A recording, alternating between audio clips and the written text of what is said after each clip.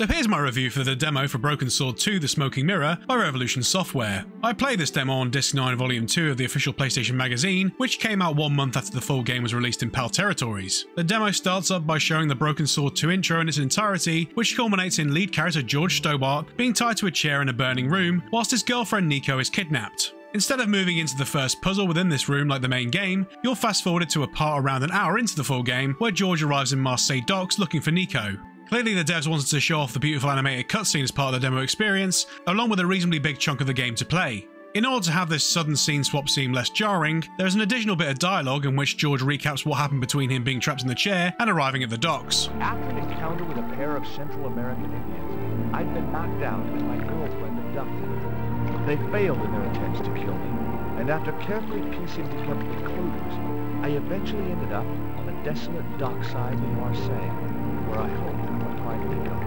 The game itself is a point-and-click adventure game. On the PlayStation, you can use the D-pad to move the cursor and R1 to move it faster. The square button acts as your left click, and the circle button acts as your right click. In standard adventure game style, you click on the environment to move around, and click on various objects to interact with them. The game is an almost perfect match of a section in the final game, as you have various items in your inventory which only have a proper use outside the confines of this demo. The puzzle the demo gives you is quite simple. You need to get over the fence and into the docks. The main thing that's stopping you is this attack dog and guard. The demo ends when you get over the fence, so you're only given 4 screens to explore, which includes the initial wide shot of the area, the close-up shot of the hut, the inside of the hut, and down the back of the hut under the stairs. As there's nowhere else to go, it becomes pretty clear what your overall objective is quite quickly, and of course you're encouraged to click on as many things as possible to try and work out how to get past the dog. The demo manages to show off the world of Broken Sword in the game's intro, the interactive puzzles, and of course the game's brilliant humour. I just knew that boat would be useful for something.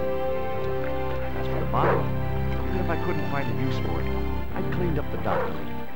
The critical path to beating the demo is to look into the hut to witness the guard throwing the bottle out of the hatch, walk down to underneath the hut and pick the hook up from the water, pick the bottle up using this hook, go back up to the front of the hut and pour the bottled water on the cone of the piping, remove the cone from the pipe and put the bottle over the top of it, leading to the hut filling with smoke, go back down to underneath the hut and climb up into the hatch that the guard dropped the bottle into earlier, pick up the dog biscuits from the side and leave back through the hatch, throw a dog biscuit to the dog making him move onto the protruding platform, hook the platform dunking the dog into the water, and go back to the front of the hut and climb over the fence to finish the demo.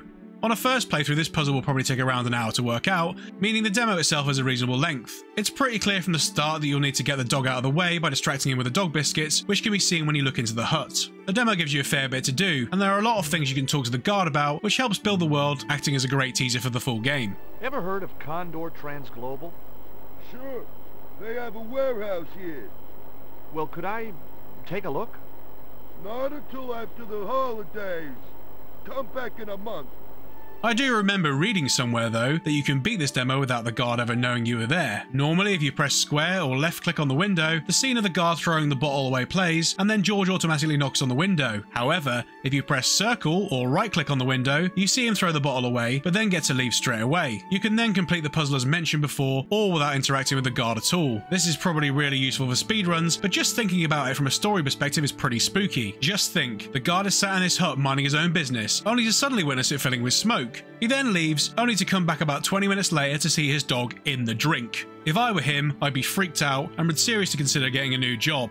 I'm pretty sure that after investigating that the bottle I dropped into the water half an hour ago had somehow magically appeared on top of the piping outside my house, I would never sleep again. Overall, this demo is a great little segment of a brilliant adventure game. It really does its job, as it makes you want to find out what happened to George after he was strapped to the chair in the intro, and also find out what happens to him after jumping the fence. Thanks for watching, please subscribe for more.